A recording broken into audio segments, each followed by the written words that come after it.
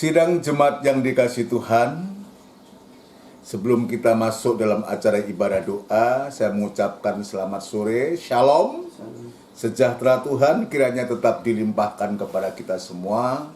Sebelum kita masuk dalam acara ibadah, kita akan tundukkan kepala sejenak untuk kita menyerahkan ibadah ini kepada Tuhan. Syukur terima kasih kami hatur persembahkan kepada Tuhan Yesus yang sungguh luar biasa, yang sudah menolong bahkan menyelamatkan kehidupan kami. Bersyukur pula karena Engkau masih memberikan kesempatan kepada kami pada sore hari ini untuk kami bisa beribadah kepadamu dalam ibadah doa ini. Biarlah Tuhan Engkau menolong, memberikan kekuatan, kemampuan kepada kami. Bahkan Tuhan, kami mengundang kehadiran-Mu untuk memberkati ibadah ini dari awal sampai pada selesainya. Namun demikian kami menyadari Tuhan, di saat kami beribadah kepadamu, di saat kami memuji-muji Engkau, membesarkan nama-Mu, kuasa kegelapan selalu tidak tinggal diam untuk mengganggu, ingin mengacaukan pikiran, hati, dan angan-angan kami. Dan itu sebabnya kami sehati panggil nama-Mu yang penuh kuasa untuk mengusirkan segala pekerjaan setan itu di dalam nama Tuhan Yesus Kristus, darah Kristus yang berkuasa. Terima kasih Tuhan, terima kasih. Di saat kami memuji Engkau, biarkan roh puji-pujian ada dalam hati kami, mulut kami, untuk kami boleh membesarkan Engkau Tuhan. Terima kasih Tuhan. Terima kasih kami sambut ibadah ini di dalam nama Tuhan Yesus Kristus. Haleluya. Amin. Puji Tuhan, saudara sekalian yang dikasihi Tuhan. Kita akan melakukan pujian dari buku NR nomor 40. Buku NR 40, Ujilah Aku Tuhan.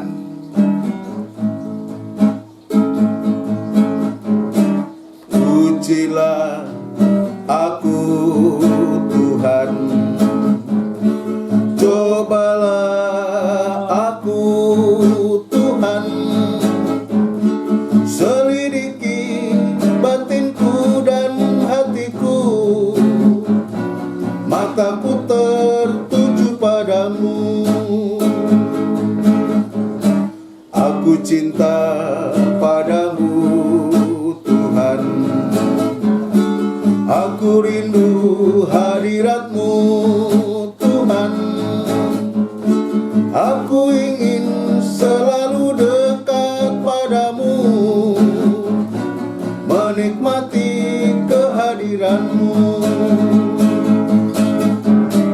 Ku nyanyi hosana bagi Rajaku yang duduk di tahta. Aku muliakan dan ku agungkan, Kau layak disembah. Haleluya. Ku nyanyi hosana bagi Rajaku yang duduk di tahta. Aku muliakan dan ku agungkan, Kau layak disembah. Ujilah aku Tuhan, ujilah aku Tuhan, cobalah aku Tuhan, selidiki batinku dan hatiku, mataku tertuju padamu. Aku cinta padamu Tuhan, aku rindu hadirat-Mu Tuhan, aku ingin selalu dekat padamu, menikmati kehadiran-Mu. Ku nyanyi hosana bagi Rajaku yang duduk di tahta. Aku muliakan dan ku agungkan, Kau layak disembah.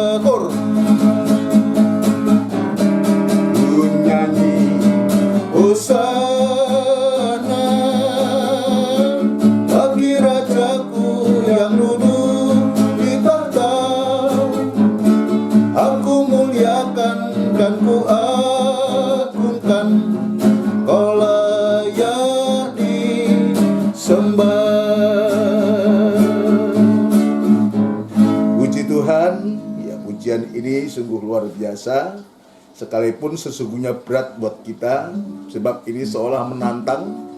Ujilah aku Tuhan, cobalah aku Tuhan. Ya, andai kata Tuhan uji, Tuhan coba kayak apa? Ini menjadi suatu pergumulan tersendiri, tetapi kita yakin dan percaya bahwa kalaupun pencobaan itu bisa terjadi atau ujian terjadi, pasti tidak akan melampaui kekuatan yang ada pada kita, dan sekaligus di sana Tuhan juga tidak membiarkan kita, Dia pasti memberikan pertolongan kepada kita untuk kita dilatih oleh Tuhan. Puji Tuhan. Saudara sekalian, kita akan masuk dalam pemberitaan firman Tuhan. Kita akan melakukan dari buku Pesalo, saudaraku.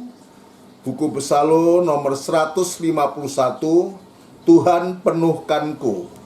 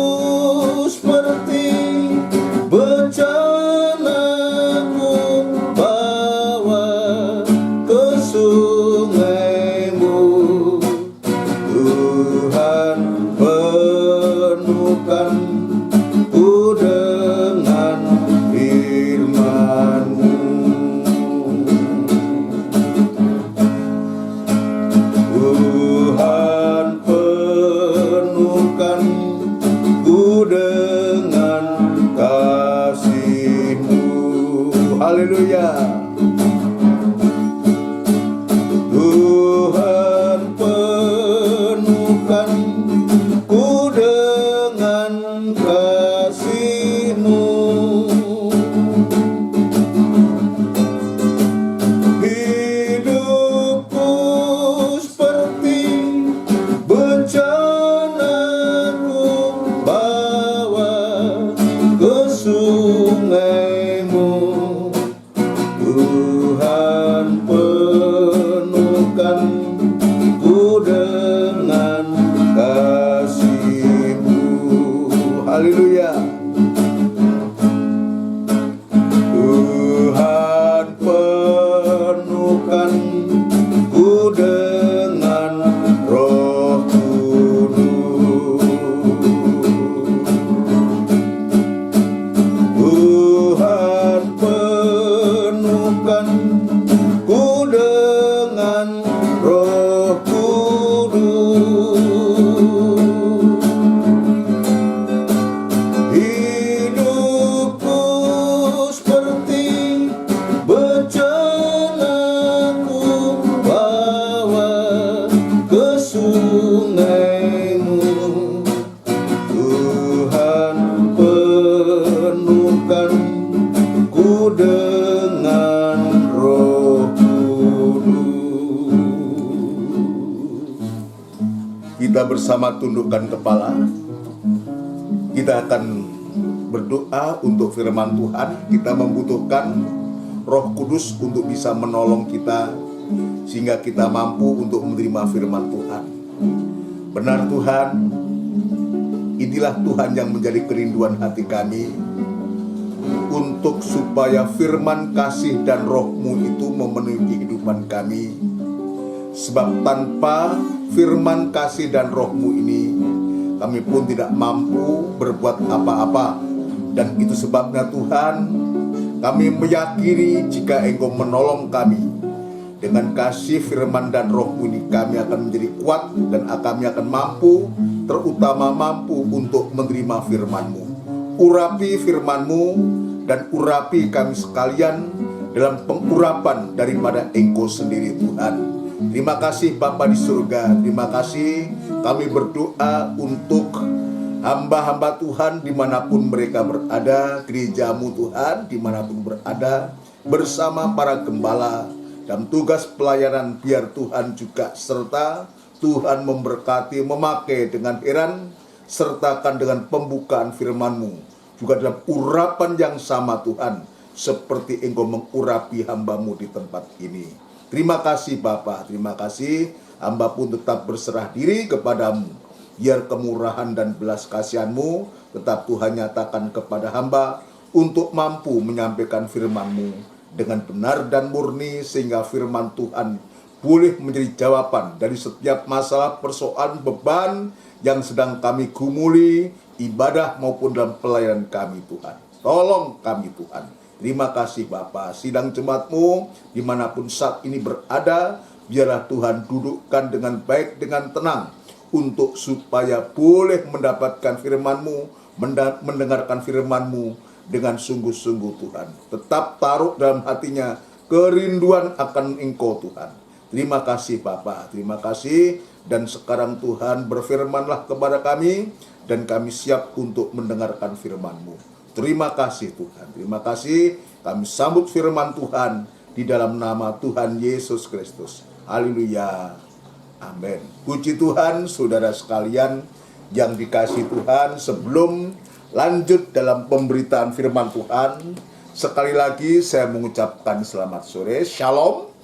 Sejahtera Tuhan kiranya tetap dilimpahkan kepada kita. Kita bersyukur, kita berterima kasih, kita masih diberikan kesempatan untuk kita bisa beribadah dalam ibadah doa, khususnya hari ini dalam gereja kita diajarkan oleh Tuhan lewat firman-Nya untuk supaya kita menekuni dalam 3 macam ibadah ini, suatu ibadah-ibadah yang Tuhan sudah sediakan kepada kita. Biar di hari-hari ini saudara sekalian kita tekuni sampai sejauh mana Tuhan berkehendak untuk kita, bahkan kerinduan kita mau bertekun sampai Dia datang kembali. Dan sekaligus lewat ketekunan firman Allah yang Tuhan ajarkan kepada kita, khususnya dalam kandang penggembalaan ini, maka kita sedang diarahkan untuk supaya setiap kehidupan kita ini sungguh-sungguh boleh menghargai firman Tuhan. Firman Tuhan yang digambarkan seperti air susu yang murni ini. Dari pihak kita, sidang jemaat ini yang digambarkan sebagai seorang anak bayi yang baru lahir, yang selalu rindu akan air susu yang murni. Kemarin saya sudah menjelaskan ya, untuk supaya tersedianya susu atau air susu yang murni ini, maka perlu seorang ibu itu berperan aktif dalam hal ini. Dan ini menunjuk kepada adanya seorang gembala dalam kandang penggembalaan itu.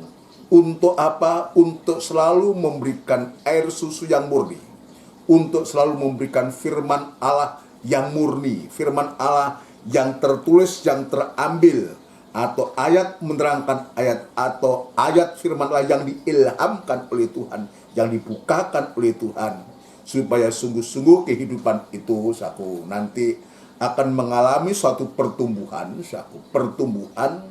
yang pasti. Kalau pertumbuhan itu di dalam dia, di dalam tubuhnya Kristus, pertumbuhan di dalam dia, maka sungguh-sungguh akan mengarah kepada dia yang adalah kepala. Ya, itu sebabnya di hari-hari ini biar kita tekuni apa yang Tuhan sudah percayakan kepada kita, ya, untuk supaya kita selalu merindukan untuk kita bisa bertumbuh dan beroleh selamat. Maka jika kamu benar-benar telah mengecap kebaikan Tuhan. Jadi kalau toh kita bisa bertekun, beribadah dengan macamnya ibadah itu, 3 macam ibadah yang Tuhan sediakan. Ini pun kita melakukan jangan karena kewajiban, jangan karena peraturan, karena gereja memberikan aturan seperti itu. Tidak demikian.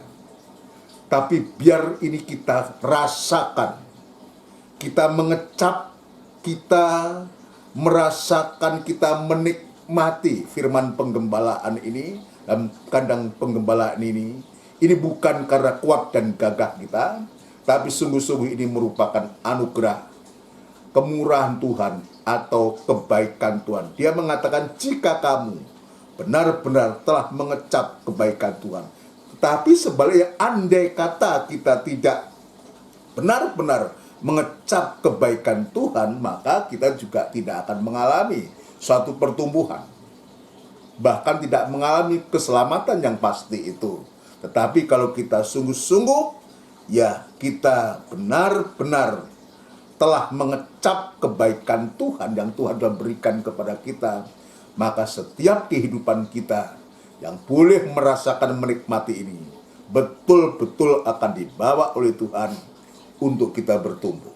Mari kita kembali membaca 1 Petrus pasal yang kedua, ayat yang kedua. Kita kembali membaca 1 Petrus pasal 2 ayat yang kedua. 1 Petrus 2 ayat yang kedua. 1 Petrus 2 ayat yang 2. Ya. Dan jadilah sama seperti bayi yang baru lahir. Ya, menjadi. Jadi ini kemarin saya menjelaskan, menjadi ini sekalipun kita sudah tua, sudah umur aku, ya maka kita harus tetap mau menjadi seperti bayi. Itu sebabnya kemarin saya menjelaskan percakapan Nikodemus dengan Tuhan Yesus aku. Tuhan Yesus mengatakan kalau seorang tidak dilahirkan kembali, maka dia tidak akan melihat kerajaan surga. Lalu timbul suatu pertanyaan, bagaimana orang setua ini? Apakah harus masuk ke rahim ibu lalu dilahirkan kembali?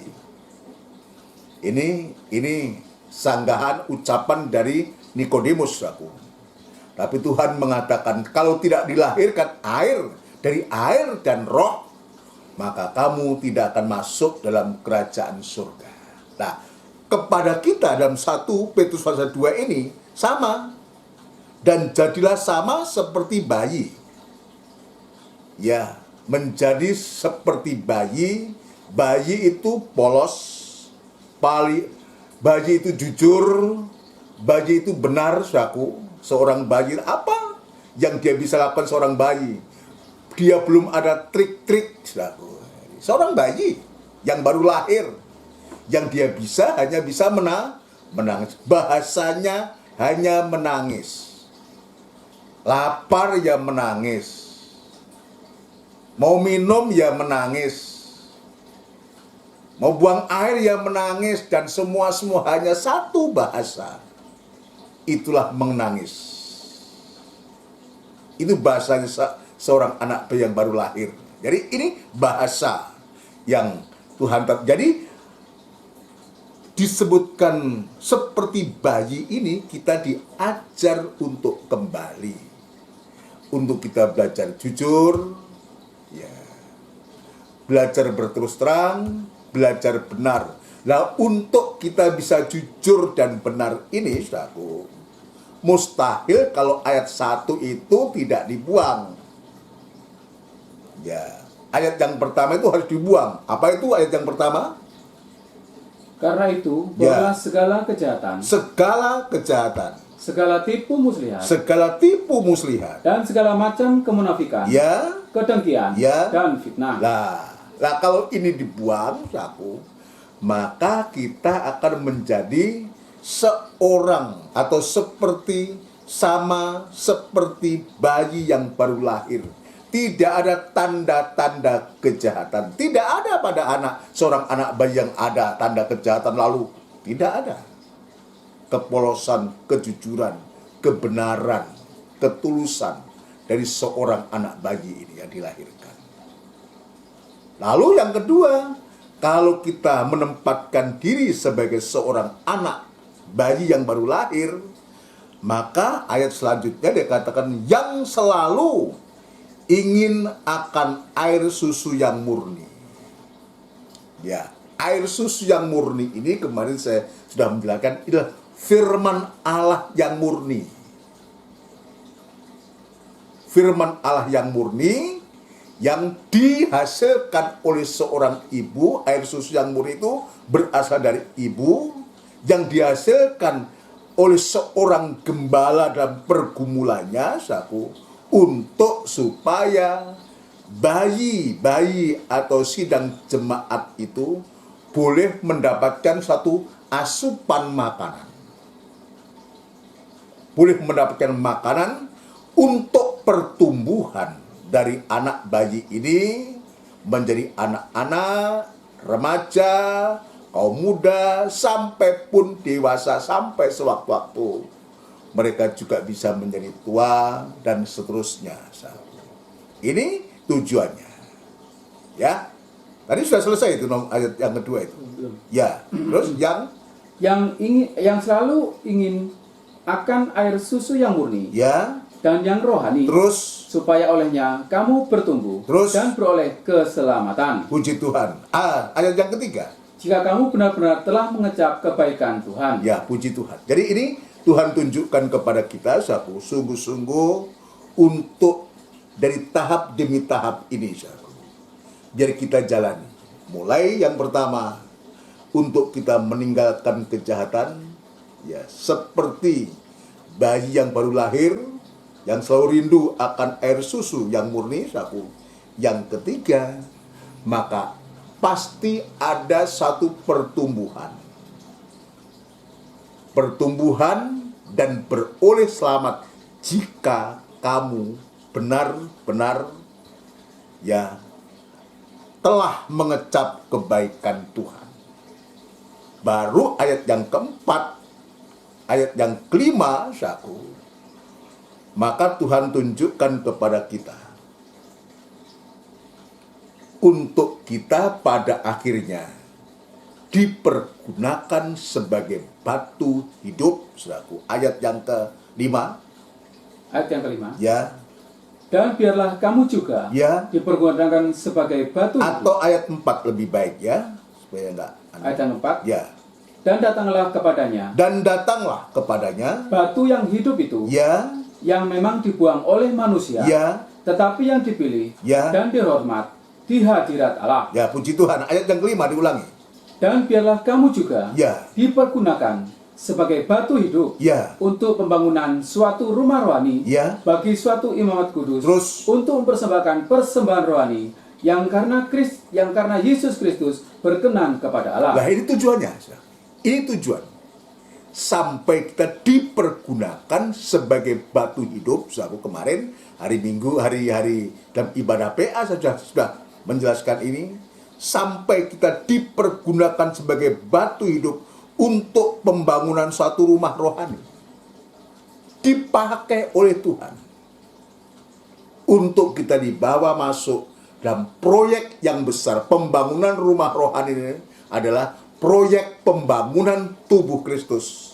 Terbentuknya gereja sempurna, gereja yang itulah mempelai perempuan Tuhan. Ini yang Tuhan tunjukkan. Nah, sekarang bagi kita, ya, setelah kita dipakai oleh Tuhan, dikaitkan dengan pembangunan tubuh Kristus, maka Tuhan juga melanjutkan kita. Ketika kita masih ada di dunia, di saat kita berkegiatan dalam kegiatan kita di gereja kita masing-masing, ada tugas yang harus kita wartakan, kita sampaikan.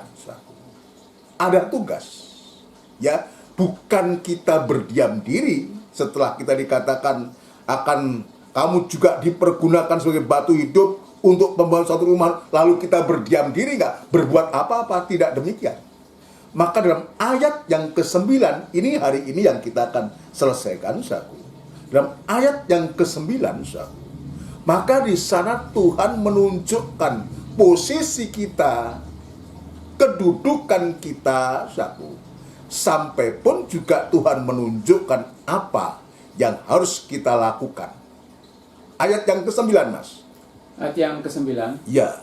Tetapi kamulah bangsa yang terpilih. Ya, ini kita lihat, Kamulah bangsa yang terpilih, terus imamat yang rajani, imamat yang rajani, bangsa yang kudus, bangsa yang kudus, umat kepunyaan Allah sendiri, ya, supaya kamu memberitakan perbuatan-perbuatan yang besar Ya. dari Dia terus yang telah memanggil kamu keluar dari kegelapan kepada terangnya yang ajaib. dan seterusnya. Nanti ayat 10 kita tambahkan.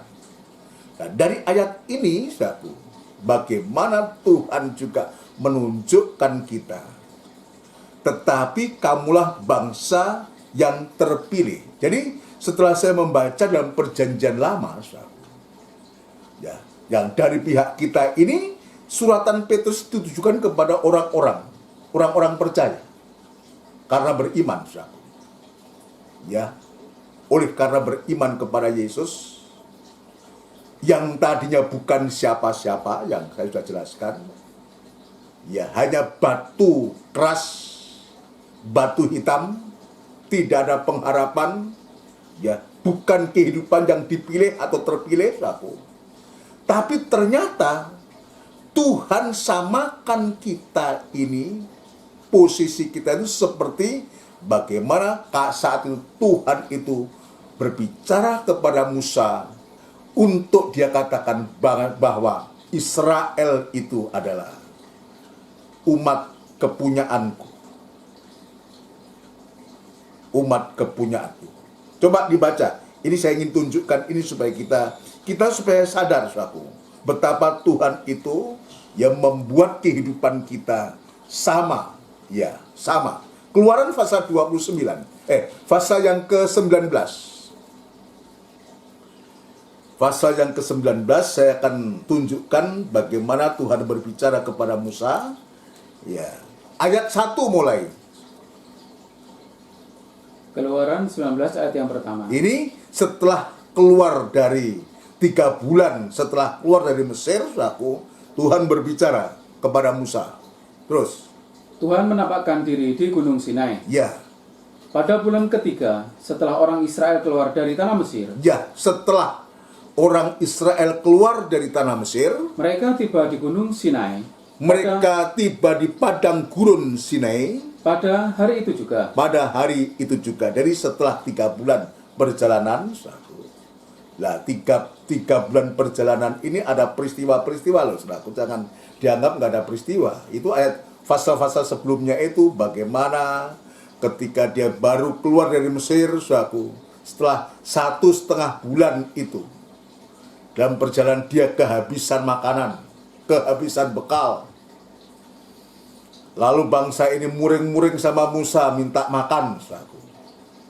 Ya, Tuhan juga berikan makan, yaitu mana, saudaraku, dan burung puyuh daging, saudaraku. Saat itu, saudaraku. Ini nanti saya bisa baca mulai ayat yang ke-16. Dan fase berikutnya, saudaraku, bangsa Israel memberontak lagi, marah lagi. Karena apa? Dia bertengkar sama Musa karena tidak ada air. Coba bayangkan, saudaraku, kebutuhan-kebutuhan inilah yang pada akhirnya setiap kali mereka marah, saudaraku, yang diingat mana, saudaraku? Yang diingat Mesir. Yang diingat Mesir. Tapi fase 19 ini, saudaraku, bagaimana Tuhan menunjukkan kepada Musa. Terus Mas ayat 2. ayat yang kedua, Ya. setelah mereka berangkat dari Rafidim, Ya, setelah mereka berangkat dari Rafidim, tibalah mereka di padang gurun Sinai. ya, Lalu mereka berkemah di padang gurun.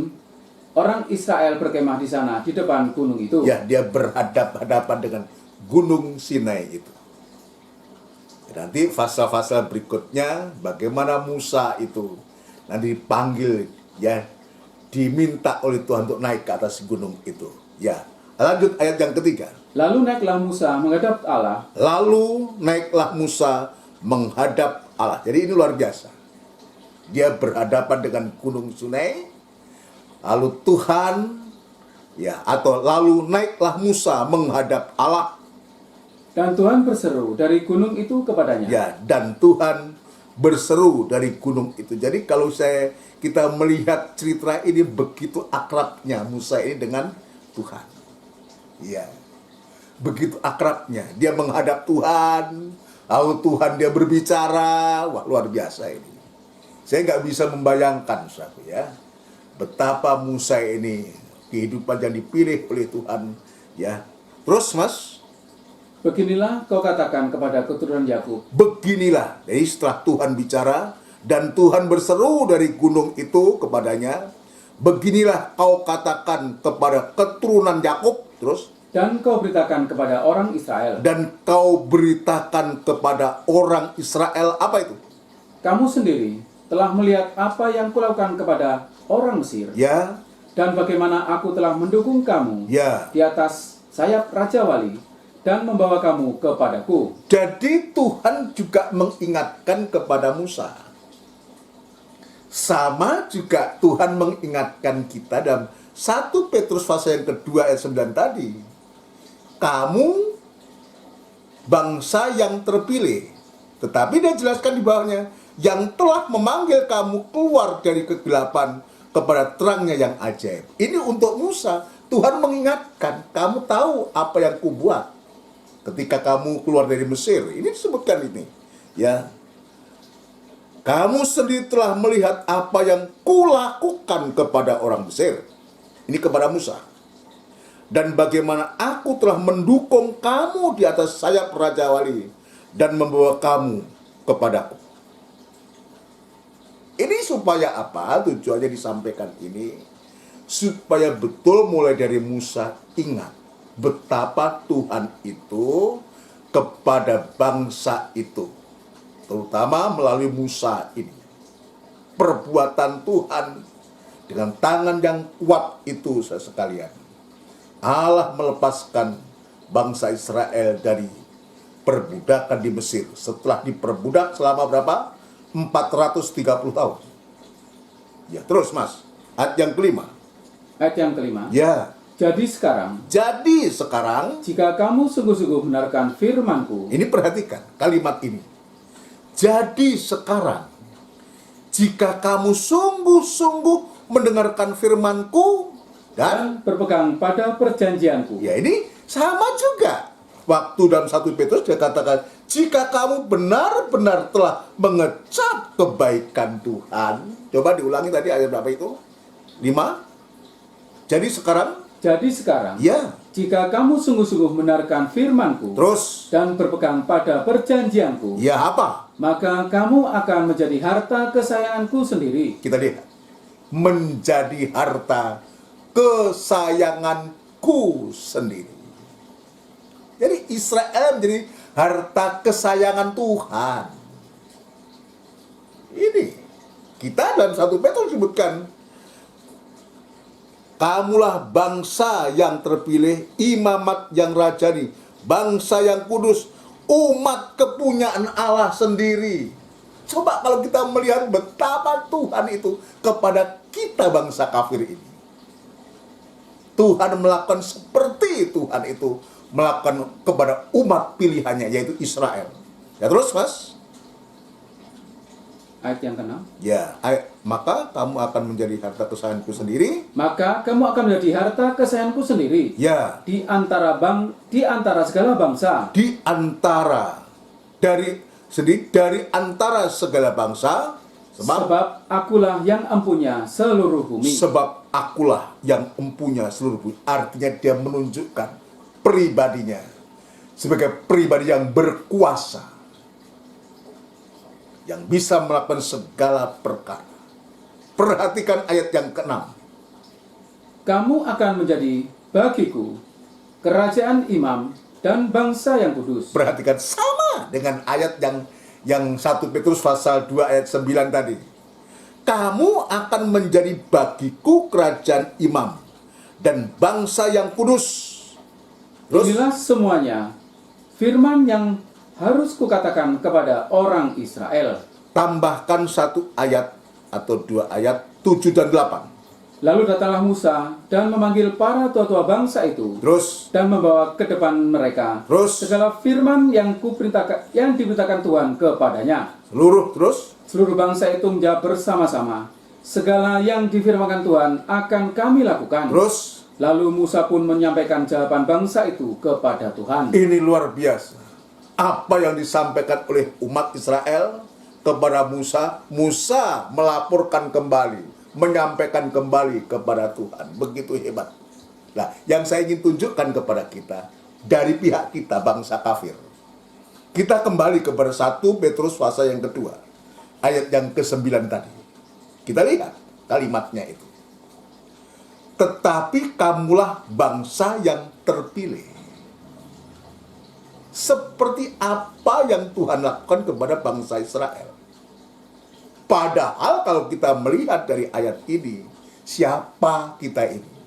Disebutkan yang telah memanggil kamu keluar dari kegelapan. Kita ini orang-orang kegelapan. Orang-orang kegelapan. Yang dahulu bukan umat Allah. Yang dahulu tidak dikasihani. Itulah kehidupan kita. Itulah kehidupan kita. Tapi kenapa Tuhan itu begitu luar biasa kepada bangsa kafir ini? Tuhan punya rencana yang hebat kepada bangsa kafir ini untuk menjadikan kita bangsa yang terpilih, imamat yang rajani, bangsa yang kudus, umat kepunyaan Allah sendiri. Nah, kalau kita melihat begitu hebatnya Tuhan itu juga terhadap bangsa kafir, maka dari pihak kita jangan itu menjadi suatu kesombongan buat kita. Lalu kita merasa diri benar sendiri, merasa diri suci sendiri. Lalu kita menghakimi kepada yang lain. Tidak perlu. Kita hanya orang kegelapan kok tadi. Tetapi kalau Tuhan sudah pilih kita sedemikian rupa ini, tadi saya mengatakan, jangan, bukan untuk kita membanggakan, menyombongkan diri, merasa lebih dari yang lain. Tidak. Tujuannya, ada satu tujuan yang pasti dari Tuhan. Tujuan yang pasti apa? Yaitu supaya, jadi jabatan pelayanan sebagai seorang imam, ya, sebagai orang yang dipilih oleh Tuhan ini ada tugas yang mulia, yaitu untuk memberitakan perbuatan-perbuatan yang besar dari Dia. Jadi tujuan utama Tuhan memilih kita, yang menjadikan kita kehidupan yang punya jabatan imamat yang berkerajaan yang kudus, bahkan disebut umat kepunyaan Allah sendiri ini, adalah untuk supaya kita menjadi saksi, menjadi kesaksian. Untuk apa? Untuk bisa memberitakan perbuatan-perbuatan yang besar dari Dia. Seperti Tuhan berkata kepada Musa, kamu tahu apa yang kulakukan di hadapanmu. Ya, tujuannya untuk perbuatan besar yang Tuhan sudah kerjakan untuk kita. Ini yang kita sampaikan, ini yang kita beritakan. Artinya setiap kehidupan kita harus ada satu kesaksian dan mau bersaksi, menyaksikan tentang keagungan Tuhan, menyaksikan perbuatan yang besar kepada Dia, kepada setiap kehidupan. Untuk supaya apa? Dengan kita menceritakan perbuatan besar ini, dan orang bisa percaya, dan lewat kesaksian, lewat pemberitaan, atau lewat kehidupan kita ini, maka orang bisa tertolong dan bisa percaya, dan tidak menutup kemungkinan kehidupan-kehidupan yang percaya itu kemudian juga menjadi kehidupan yang dipilih oleh Tuhan untuk menempati suatu kedudukan jabatan rohani sebagai imam-imam yang berkerajaan. Ini yang Tuhan tunjukkan kepada kita. Dan itu sebabnya kalau kita melihat keadaan semacam ini, kita kembali diingatkan oleh Tuhan. Dalam ayat yang ke-9b, yang telah memanggil kamu keluar dari kegelapan kepada terangnya yang ajaib. Kembali Tuhan mengingatkan kita, kamu itu dulu kegelapan. Kenapa Tuhan juga tetap menyelipkan kalimat ini, saudara? Tujuannya untuk menyadarkan kita setelah kita mendapat jabatan. Biasanya, saudara sekalian, orang itu kalau sudah mendapatkan jabatan, biasanya lupa akan asal-usulnya. Itu sebabnya, ya, dalam jabatan dunia ini, orang-orang yang lupa semacam itu, dia lupa bahwa dia itu hanya diambil, hanya dipakai, hanya dipilih untuk menempati suatu jabatan, tetapi dia lupa setelah dia menempati jabatan tertentu, dia bukan menjadi kehidupan yang amanah, yang bisa dipercaya, tapi justru dia menyalahkan kedudukan itu untuk berbuat yang tidak benar. Akhir-akhir ini kita bisa melihat, ya, justru tokoh-tokoh, ya, justru menggunakan jabatan itu dengan salah. Dia korupsi. Nah, ini kan harusnya tidak perlu terjadi. Kalau kita selalu sadar, itu sebabnya Tuhan kepada kita, yang Tuhan sudah mengangkat kehidupan kita, tetap dia mengatakan, yang telah memanggil kamu keluar dari kegelapan. Untuk supaya kita selalu sadar. Kalau ayat yang ke-10, coba ayat yang ke-10, Mas. Dari 1 Petrus pasal yang 2 itu. 1 Petrus 2 ayat yang 10. Ya. Kamu yang dahulu bukan umat Allah. Ini kita lebih jelas lagi. Kalau tadi ayat di atasnya, yang telah memanggil kamu keluar dari kegelapan kepada terangnya yang ajaib. Ayat yang 10, kamu yang dahulu bukan umat Allah. Ingat itu.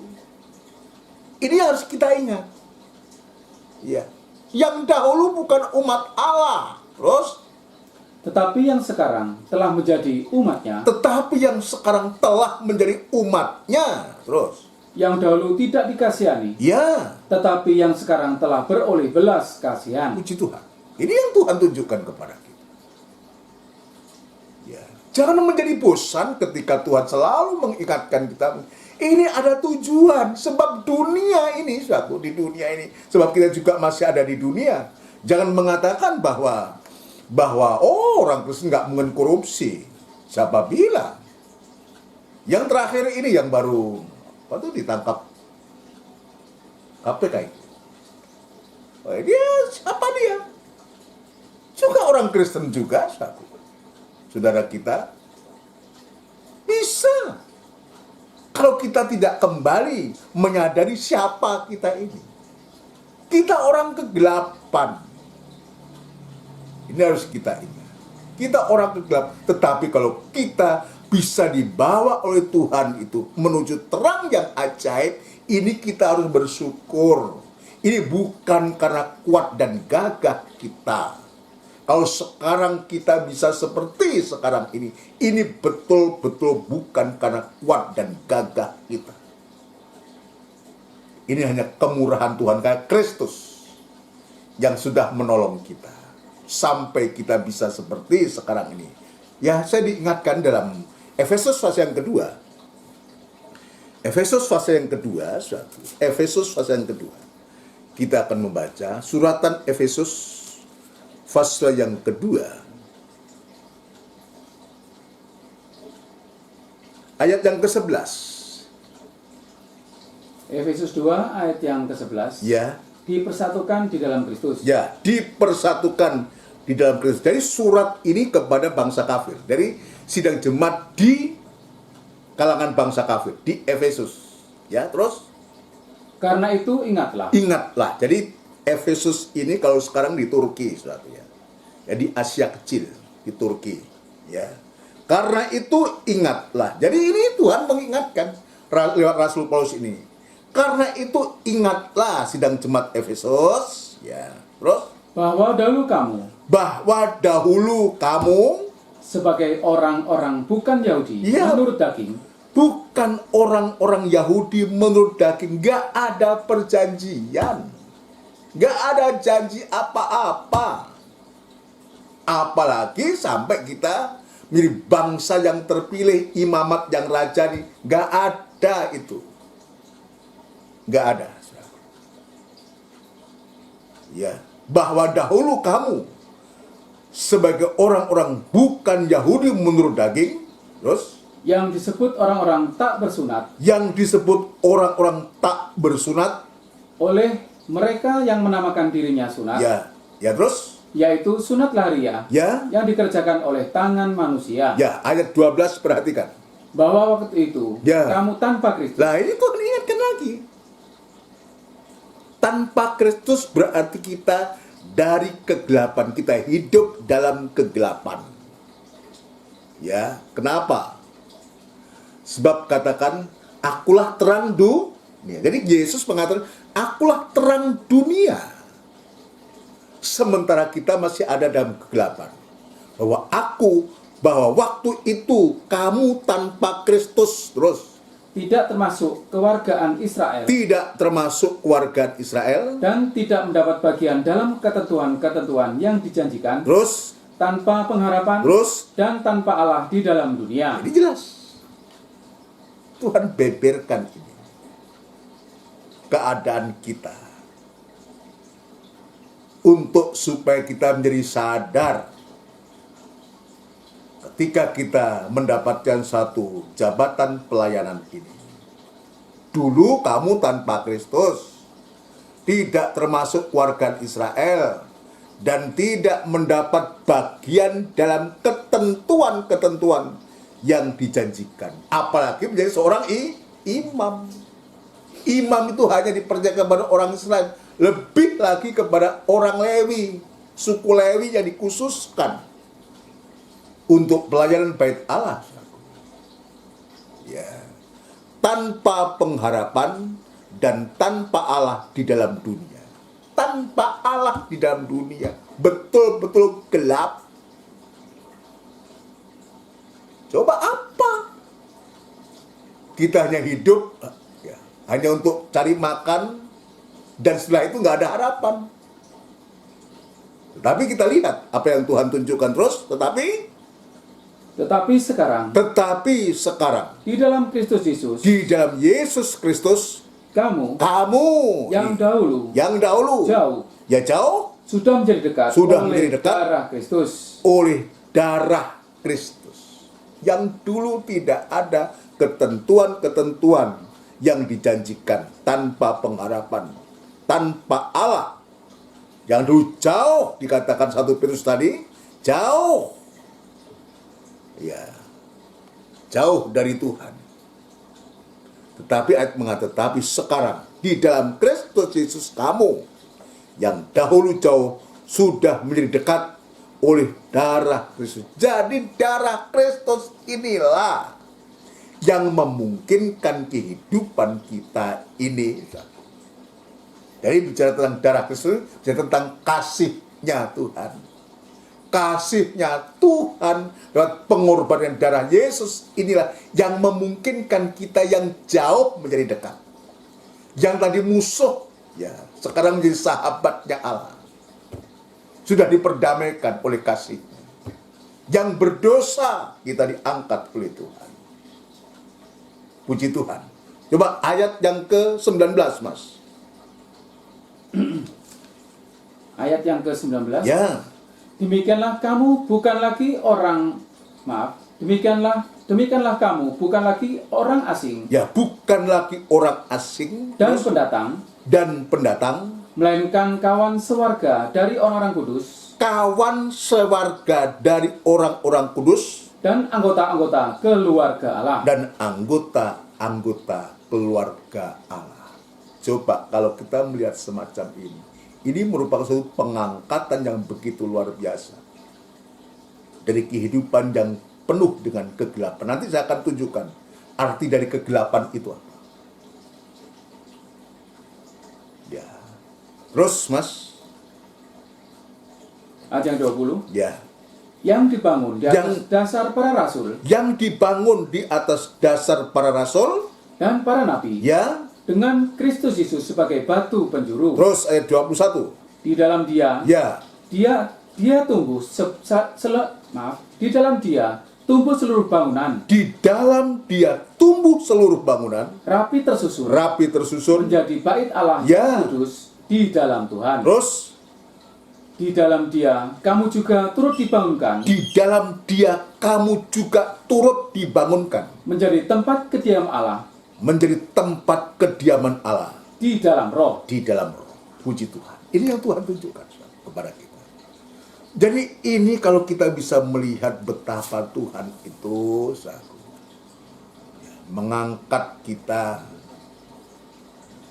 memanggil kita keluar dari kegelapan ini, menuju terang yang ajaib. Ini hal yang luar biasa. Ini peringatan kepada kita untuk selalu kita ingat. Karena begitu tingginya pengangkatan Tuhan itu terhadap kita. Tujuannya untuk supaya kita tidak menjadi sombong, tidak menjadi jatuh karena itu. Tadi dalam Efesus sudah dipaparkan semua. Yang tidak ada harapan, pengharapan, tidak mendapatkan ketentuan dan janji Allah. Ya, tetapi oleh karena Kristus yang dulu jauh menjadi dekat, hanya oleh darah Kristus, bahkan kita dikaitkan dalam pembangunan tubuh Kristus.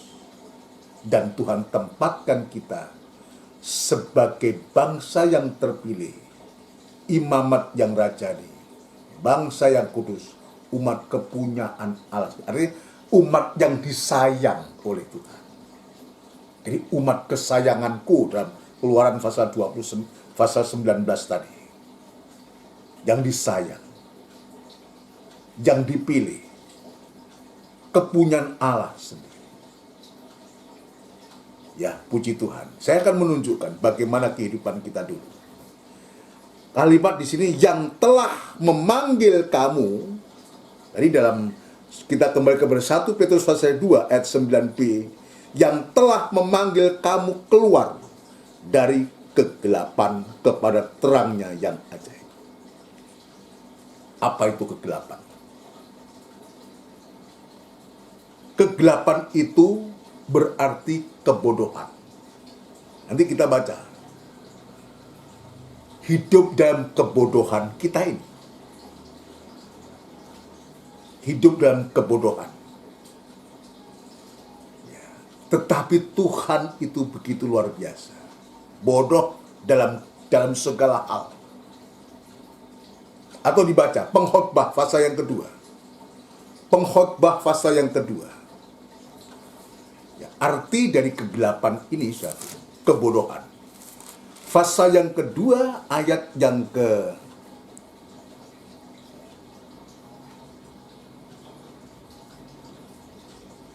ke-13 dan 14. Pengkhotbah 2, Ya. ayat yang ke-13. Dan aku melihat bahwa hikmat melebihi kebodohan, Dan aku melihat bahwa hikmat melebihi kebodohan, seperti terang melebihi kegelapan. seperti terang melebihi kegelapan. Terus, Mata orang berhikmat ada di kepalanya, mata orang berhikmat ada di kepalanya. sedangkan orang yang bodoh Orang yang bodoh, berjalan dalam kegelapan. ya, Tetapi aku tahu terus. Tetapi aku tahu juga bahwa nasib yang sama menimpa mereka semua. Inilah keadaan kita. Hidup dalam kegelapan. Hidup dalam kebodohan. Tapi bukan hanya itu saja, saudara sekalian. Arti dari kegelapan ini, ya, ini juga mempunyai pengertian penderitaan dan sengsara. Coba kita ingat betapa menderitanya sengsara kita ketika kita dalam kegelapan. Ketika kita berada dalam kegelapan, hati gelap, pikiran gelap, dan semua itu, di sana justru ada penderitaan dan sengsara. Penderitaan dan sengsara ini betul-betul menjadi pengalaman kehidupan kita. Saya mengalami hal itu. Itu penderitaan. Tidak ada damai. Atau mungkin kita juga ada pengalaman. Hidup dalam kegelapan itu menghasilkan penderitaan dan sengsara. Ya. Mazmur 107 ayat yang ke-10. Mazmur 107 ayat yang ke-10. Ya. Mazmur 107 ayat yang ke-10. Kitab Mazmur. Mazmur 107 ayat yang ke-10. Ya. Ada orang-orang yang duduk di dalam gelap dan kelam, Ada orang-orang yang duduk di dalam gelap dan kelam, terkurung dalam sengsara dan besi. terkurung dalam sengsara atau penderitaan dan besi. Itulah kita. Itulah kita. Sengsara, penderitaan. Ya, bukan hanya jauh, bukan hanya tidak ada janji. Tapi lebih dari itu, saudaraku, sudah tidak ada janji apa-apa, saudaraku, tidak ada pengharapan, tapi kita ini juga sengsara dan menderita. Tapi apa yang Tuhan lakukan untuk kita? Dia justru memanggil kita, memanggil kamu keluar dari kegelapan kepada terangnya yang ajaib. Dari kegelapan itulah Tuhan memanggil kita, bahkan memilih kita kepada terangnya. Nyanya huruf besar atau kecil itu? Terangnya besar, terangnya Tuhan. Memanggil keluar dari kegelapan kepada terangnya yang ajaib, kepada terangnya Tuhan yang ajaib. Ya, puji Tuhan. Kepada terangnya yang ajaib. Kita dibawa oleh Tuhan kepada terang yang ajaib itu. Siapa terang yang ajaib itu? Itulah pribadi itu Tuhan. Dia mengatakan, akulah terang dunia. Tapi hadirnya terang ini, kalau kita lihat dalam rangka Natal ini, nanti kita akan periksa justru ditolak. Ditolak. Siapa yang menolak? Umat kepunyaannya. Umat kepunyaannya menolak hadirnya sang terang ini. Jadi oleh kemurahan Tuhan, kitalah yang dari kegelapan ini, dari bangsa kafir ini, karena umat kepunyaannya menolak, maka terang itu datang kepada kita. Kita diambil dari kegelapan itu, dan dibawa kepada terang yang ajaib. Kenapa? Sebab yang empunya itu, dia menolak dia. Coba ini kita baca, supaya kita tahu. Ya. Injil Yohanes pasal yang pertama. Injil Yohanes pasal yang pertama. Ayat yang ke-9. Yohanes 1 ayat yang ke-9. Ya. Terang yang sesungguhnya, Terang yang sesungguhnya, yang menerangi setiap orang, ya, sedang datang ke dalam dunia. sedang datang ke dalam dunia. Jadi dalam penampilan Injil Yohanes ini, maka kelahiran Yesus tidak diwujudkan sebagai seorang anak bayi, tapi diwujudkan terang yang telah datang. Terang yang sesungguhnya, yang menerangi setiap orang, sedang datang ke dalam dunia. Terus, Ia telah ada di dalam dunia, ia sudah ada di dalam dunia. dan dunia dijadikan olehnya. Dunia dijadikan olehnya. Terus, Tetapi dunia tidak mengenalnya. tetapi dunia tidak mengenalinya. Tidak mengenalnya. Terus, Ia datang kepada milik kepunyaannya, ia datang kepada milik kepunyaannya. tetapi orang-orang kepunyaannya itu tidak menerimanya. Ya, tetapi orang-orang kepunyaannya besar itu tidak menerimanya.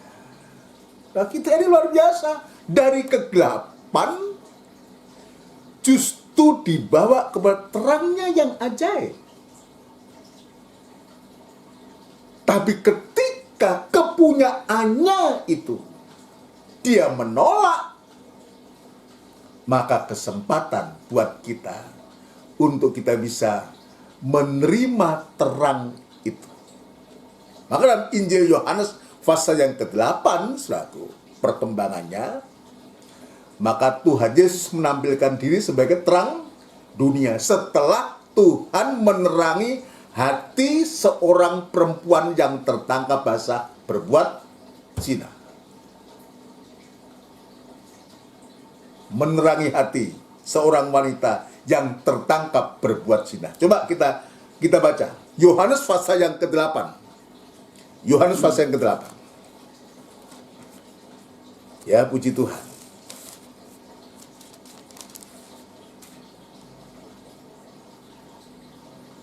Langsung aja ya. Ayat yang ke-7.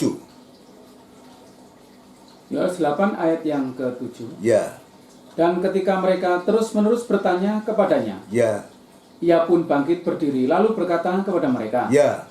barang siapa di antara kamu tidak berdosa, Ya. hendaklah ia yang pertama melemparkan batu kepada perempuan itu. Ya, dan seterusnya ayat yang ke-11. Ayat yang 11, jawabnya, tidak ada Tuhan. Atau ayat 10 ya. Lalu Yesus bangkit berdiri dan berkata kepadanya, hai perempuan, hei perempuan, di manakah mereka? ya. Tidak adakah seorang yang menghukum engkau? Ya. Jawabnya, tidak ada Tuhan. Ya. Lalu kata Yesus, aku pun tidak menghukum engkau. Ya. Pergilah, dan janganlah berbuat dosa lagi mulai dari sekarang. Lah, ketika saat itu Tuhan mengatakan, aku pun tidak menghukum engkau, pergilah dan jangan berbuat dosa lagi mulai dari sekarang. Ini sama dengan perempuan ini sedang menerima dan mendapatkan terang itu, dibawa kepada terang yang ajaib itu. Dan ayat yang ke-12 sekarang kita membaca. Ayat yang ke-12. Ya. Maka Yesus berkata pula kepada orang banyak, katanya, Ini setelah dia mengatakan ke perempuan, pulanglah dan jangan berbuat lagi, maka Yesus berkata pula kepada orang banyak, katanya, akulah terang dunia. akulah terang dunia. Barang siapa mengikut aku, ia tidak akan berjalan dalam kegelapan, Ya, melainkan ia akan mempunyai terang hidup. ya, kita lihat. Itulah kehidupan kita. Prosesnya seperti ini. Sampai kita dipanggil dari kegelapan menuju terangnya yang ajaib, ini prosesnya ini. Sampai sewaktu-waktu Tuhan juga menyebutkan kepada kita, kamu adalah terang dunia. Kenapa? Sampai Tuhan itu juga menyebutkan kita, kamu adalah terang dunia. Gak ujuk-ujuk Tuhan itu menyebutkan kamu terang dunia. Prosesnya ya dari kegelapan, dari kehidupan yang gelap itu, ya kalau kita bisa melihat, akulah terang dunia. Barang siapa mengikut aku, ia tidak akan berjalan dalam kegelapan. Jadi prosesnya buat kita untuk sampai kita bisa mendapatkan terang itu adalah mengikut terang. Akulah terang dunia, barang siapa mengikut aku. Siapa aku? Adalah terang dunia. Mengikut terang dunia itu, ia tidak akan berjalan kegelapan. Jadi bukti bahwa kita mengikut terang, hidup dalam terang itu suatu, maka kita tidak berjalan lagi dalam kegelapan. Cara-cara yang gelap, kegelapan itu tadi sebutkan juga kebodohan, kesengsaraan, kemiskinan, dan semua juga perbuatan-perbuatan kegelapan. Itu perbuatan dosa.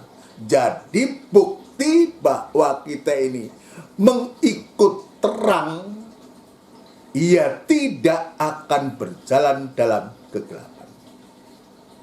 Tidak akan melakukan perbuatan kegelapan lagi. Kalau kita bisa melakukan ini, saudaraku, ayat mengatakan, ya, melainkan ia akan mempunyai terang. Lah, setelah kita tidak berjalan dalam kegelapan, saudaraku, maka kita akan mempunyai terang. Terang yang ada pada Kristus itu akan mengalir kepada kita sampai sewaktu-waktu kamu adalah terang dunia yang akan nanti digenapkan dalam Wahyu pasal 12 ayat 1.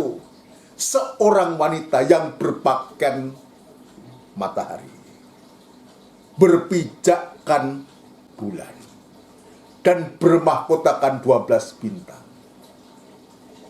Seorang wanita yang ditandai dengan 3 benda terang sekaligus. Tidak ada kegelapan lagi. Ya, itu sebabnya Tuhan mengingatkan ini, ia tidak akan berjalan dalam kegelapan.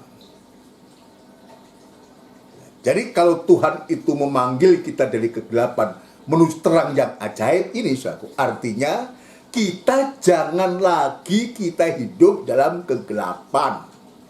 Apalagi kita sebagai orang-orang yang beribadah, orang-orang yang melayani Tuhan, belajarlah benar seperti Dia benar.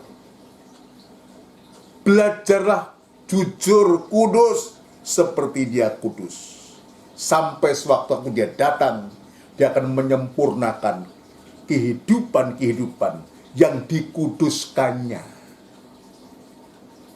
untuk kita bisa sama seperti Dia sempurna adanya. Itu sebabnya, saudaraku, untuk mengakhiri ibadah doa ini, ayo biar ini menjadi koreksi. Betapa Tuhan itu sudah mengangkat kehidupan kita, memanggil kita, ya, dari kehidupan yang gelap, saudaraku, kebodohan kita, kesengsaraan kita. Bahkan disebutkan gak ada janji apa-apa, ketentuan, tidak ada pengharapan apa-apa. Dan Tuhan bawa kepada kita untuk kita bisa menjadi kehidupan, ya, kehidupan yang betul-betul mengalami satu pengangkatan Tuhan yang luar biasa. Dan kembali kepada 1 Petrus pasal yang kedua tadi disebutkan, bangsa yang terpilih, imamat yang rajani, bangsa yang kudus, umat kepunyaan Allah sendiri. Inilah kedudukan yang Tuhan berikan kepada kita dari kehidupan yang gelap tadi, yang jauh, yang bukan umat yang jauh, yang tidak dikasihani, untuk dibawa kepada terang yang ajaib itu. Sampai sewaktu-waktu kita betul-betul menjadi terang dunia, menjadi wanita yang berpakaian matahari, bulan menjadi pijakan kita, dan 12 bintang, mahkota 12 bintang ini ada di atas kepala dari wanita, dari gereja sempurna itu. Mari kita di hari-hari ini, bila kita sungguh-sungguh, kita tetap merindukan seperti seorang bayi akan air susu yang murni, menghargai penggembalaan Tuhan, menghargai firman penggembalaan, untuk kita dipersiapkan oleh Tuhan. Puji Tuhan. Mari kita akan melakukan pujian, kita menyadari kita kehidupan yang rapuh, lemah, tidak berdaya, tetapi dibandingkan dengan apa yang Tuhan sudah tunjukkan kepada kita, biar sungguh-sungguh kita akan berterima kasih sama Tuhan.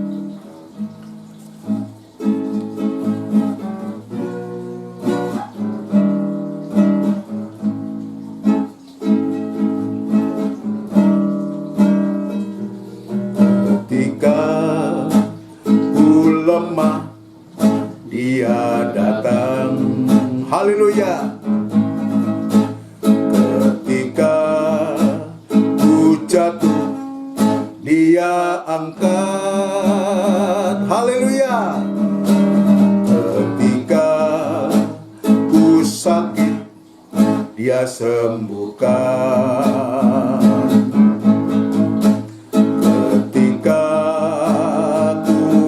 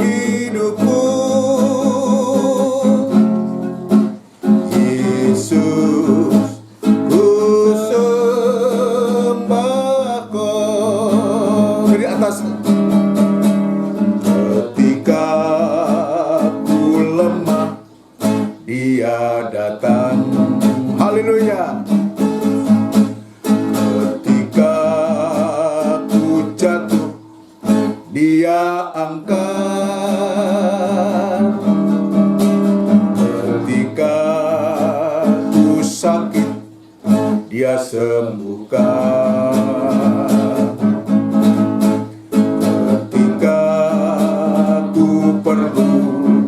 Dia ada. Yesus, ku cinta kau.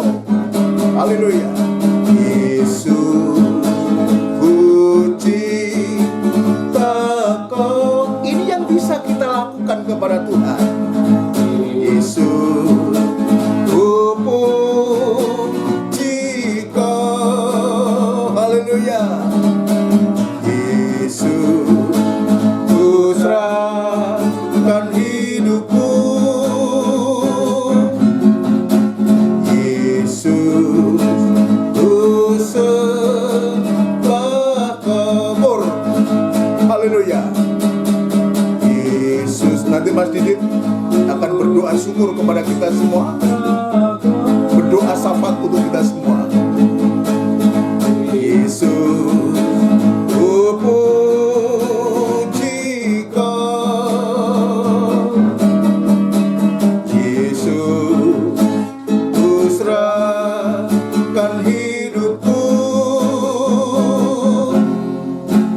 Yesus, ku sembah kau. Haleluya. Kita tundukkan kepala, kita akan berdoa bersama. Terima kasih Tuhan. Terima kasih Tuhan, terima Haleluya. kasih Bapa yang baik yang kami sembah hanya di dalam nama Tuhan Haleluya, Yesus Kristus. Kami mengucap syukur Tuhan, Ya, Engkau Tuhan. begitu baik buat kehidupan kami Haleluya, sampai haleluya. saat sore hari ini Tuhan. Haleluya. Engkau masih memperhatikan kami, Ya, Engkau masih memberi kasih sayang buat kehidupan kami, Haleluya. perlindungan dan juga kesehatan. Amin, Tuhan. amin, Ini amin. semua semata-mata karena belas kasihan Amin, Tuhan buat kehidupan amin, kami. amin. Terima Siapa kasih, kami Tuhan. ini Tuhan? Oh, Siapa kami haleluya, Tuhan haleluya. yang selalu Tuhan ingin berjalan dalam kegelapan Tuhan. Haleluya, Tapi kami haleluya. percaya Tuhan, Engkau selalu Haleluya, mengangkat kami, Engkau selalu haleluya. memperhatikan kami Tuhan. Haleluya. Setiap teguran firman yang telah Kau sampaikan Terima Tuhan, kasih, Tuhan. supaya Tuhan, Tuhan, kami Haleluya, menjadi haleluya. perjalanan kami ada terang Tuhan lewat firman Haleluya, Tuhan. Terima haleluya. kasih Tuhan, Terima terima kasih kasih, Tuhan. Tuhan. Engkau firman yang terang, Engkau Haleluya, firman yang hidup Tuhan haleluya. dalam kehidupan kami Terima Tuhan. kasih, Tuhan. Terima kasih Tuhan, terima Terima kasih Bapa. kasih, Tuhan. Banyak pergumulan Tuhan dalam kehidupan kami Haleluya, Tuhan. haleluya. Kami percayakan semua ke dalam Amin, tangan-Mu Tuhan. amin. Kami percaya Haleluya, Tuhan, Engkau haleluya. akan mengangkat berbagai permasalahan Terima pergumulan kasih, kami Tuhan. Tuhan. Sungguh, Lewat Tuhan. firman Tuhan yang telah Kau Haleluya, sampaikan. haleluya. Firman yang hidup itu Tuhan. Terima kasih. Terima kasih Tuhan, terima Terima kasih kasih, Tuhan. Biarlah Tuhan firman itu selalu mengembalikan kami Haleluya, ke haleluya. jalan yang terang Tuhan. Untuk Haleluya, kami dapat mengerjakan setiap firman-Mu Tuhan. Haleluya, Untuk kami haleluya. mengerti akan hati-Mu Tuhan. Untuk kami dapat Haleluya, mengerjakan haleluya, pikiran-Mu haleluya. Tuhan. Terima kasih Terima Tuhan, kasih, terima kasih Tuhan, terima kasih Terima Tuhan. kasih, Tuhan. Oh terima kasih Tuhan, kami juga Terima berdoa kasih, Tuhan Tuhan. untuk hamba-Mu yang telah menyebut Ya, Tuhan. firman-Mu. Biar Engkau Kemurahan-Mu. pakai Tuhan, bibir dan Belas lidahnya Tuhan, kasih-Mu, Tuhan. kehidupannya Tuhan. Engkau Haleluya. mengurapinya Tuhan. Biar selalu ada hikmat dan Haleluya. marifat Tuhan setiap firman yang dikatakan Terima Tuhan. kasih. Terima kasih Tuhan, terima Terima kasih kasih. Bapak. Bapak kami juga berdoa untuk Haleluya. jemaat-Mu, Ya, khususnya GKGM Tuhan, Ya, yang berada Tuhan, yang Haleluya. sakit Tuhan, yang mungkin juga dalam percobaan Ya, Tuhan, yang dalam pandemi yang sangat sulit saat ini Haleluya, Tuhan, Engkau haleluya. campur tangan Tuhan dalam Urut kehidupannya tangan Tuhan, kasih-Mu, supaya Tuhan iman mereka semakin hari Haleluya, semakin haleluya. tumbuh Tuhan Terima di dalam kasih, setiap Tuhan. perkataan firman-Mu Tuhan. Haleluya. Terima kasih Tuhan, terima Terima kasih Bapak, terima kasih Tuhan. Terima kasih. Oh terima kasih Tuhan, sekali lagi Tuhan kami ucap Ya, syukur atas firman yang telah Kau sampaikan buat Terima kehidupan kasih, kami Tuhan, supaya menjadi kekuatan Tuhan Haleluya. dalam kami berjalan di dalam dunia ini Tuhan. Terima Kasih Tuhan, terima kasih Terima Tuhan. kasih. Di dalam nama Tuhan Yesus Kristus kami berdoa dan Haleluya. mengucap syukur. Haleluya. Amin. Amin. Puji Tuhan. Demikian saudara sekalian, rangkaian ibadah kita dan ibadah doa ini, Tuhan sudah menolong memberkati kita semua, biar sungguh-sungguh kehidupan kita menjadi kehidupan yang terberkati dan menjadi berkat bagi orang lain. Ya, untuk jadwal ibadah kita hari Minggu kembali kita masuk dalam ibadah raya, suatu ibadah raya. Ya, kita akan tekuni ibadah-ibadah dalam rangka Natal ini. Ya, biar suasana Natal ini juga akan menyelimuti kita. Ya, jika Tuhan izinkan, kita juga akan segera masuk dalam pemberitaan Natal untuk sepanjang bulan ini, saudaraku. Ya, supaya kita berdoa. Saya mengharapkan doa dari sidang jemaat semua untuk selalu merindukan firman Allah. Ya, perayaan atau peringatan Natal ini untuk kita, jangan hanya kita sekedar karena Desember, karena Natal, lalu kita jangan. Tapi sesungguhnya Natal itulah setiap saat, setiap waktu, bukan hanya di saat Desember. Ya, kita biarkan Yesus selalu lahir dalam hati kita, tumbuh ya dalam hati kita, sehingga memberkati kita sekalian. Kita saling mendoakan satu dengan yang lain, sekalian. Kita berdoa untuk ibadah Natal kayak apa baiknya untuk kita, saudaraku. Ya, kita berdoa apakah tetap sepanjang ini atau kita di gereja belum tahu. Nanti kita akan perbincangkan, kita bicarakan dulu dengan saudara kita yang lain. Ya, karena situasinya memang belum memungkinkan untuk kita bisa bertemu secara fisik, secara banyak, saudaraku. Itu sebabnya kita akan merundingkan enaknya kayak apa untuk kita saling bisa menjaga. Setidaknya yang kita doakan adalah supaya firman Natal itu Tuhan berikan untuk kita semua, untuk membekali kita Natal dalam suasana pandemi ini, saudaraku. Ya, puji Tuhan. Ini yang bisa saya sampaikan. Kita tetap berdoa, saling mendoakan satu dengan yang lain. Tetap kita menjalin hubungan yang erat antara saudara satu dengan yang lain. Ya, puji Tuhan. Kita berdoa nanti untuk bangsa dan negara kita yang hari-hari ini juga harus menghadapi masalah-masalah yang harus diselesaikan, khususnya dalam menghadapi pandemi ini yang mengakibatkan banyak hal menjadi lumpuh karena ini. Dan kita berdoa supaya Tuhan berkemurahan khususnya kepada bangsa kita, untuk supaya khususnya juga dari pihak kita, orang-orang percaya, orang Kristen bisa leluasa beribadah kembali. Ya, mari kita akan tundukkan kepala, kita mengakhiri ibadah ini dengan doa berkat. Kita tundukkan kepala. Bapa yang baik yang bertahta dalam kerajaan surga, tidak henti-hentinya kami mengucapkan syukur dan terima kasih untuk segala kebaikan dan perhatian-Mu yang sudah Engkau nyatakan kepada kami. Tuhan, Engkau sudah memberkati kami, biar juga kami menjadi berkat bagi orang lain. Kami berdoa menyerahkan kembali sidang jemaat-Mu, Tuhan, yang Engkau percayakan kepadamu, kepada kami, Tuhan, untuk kami kembalikan kepada Engkau. Ya Tuhan, tetap jaga, pelihara, lindungi kami sekalian, terutama gembalakanlah kami, Tuhan. Peliharalah kami dengan firman penggembalaan supaya kami boleh terpelihara dan bertumbuh ke arah Engkau yang adalah kepala sekaligus gembala agung pemelihara jiwa kami. Terima kasih Tuhan, terima kasih. Jemaat yang lemah, yang sakit Tuhan kuatkan, hiburkan, dan yang dalam masalah persoalan Tuhan juga memberikan penyelesaian. Keluarga Mas Feby, biar Tuhan kuatkan, tetap semangat, dan Tuhan menjamah dan pulih kembali, dan nama Tuhan dipermuliakan. Kami juga tetap berdoa kepada saudara kami yang hari-hari ini mencari pekerjaan, melamar pekerjaan, biar Tuhan membuka jalan, Tuhan memberkati, dan yang sedang merintis pekerjaan baru, biar Tuhan juga buka jalan, Tuhan juga memberkati pula. Yang sudah bekerja di kota, di luar kota, bahkan di luar pulau sekalipun, bahkan di luar negeri, Tuhan Engkau juga memberkati, menyertai mereka semua. Terima kasih Bapa, terima kasih, terima kasih. Segala pekerjaan setan dalam bentuk apapun juga yang coba mengganggu, merintangi sidang jemaat-Mu, kesatuan, bahkan persekutuan kami, Tuhan kami serahkan ke tangan-Mu, dan kami panggil nama-Mu yang penuh kuasa untuk mengusirkan segala pekerjaan setan itu di dalam nama Tuhan Yesus Kristus, darah Kristus yang berkuasa.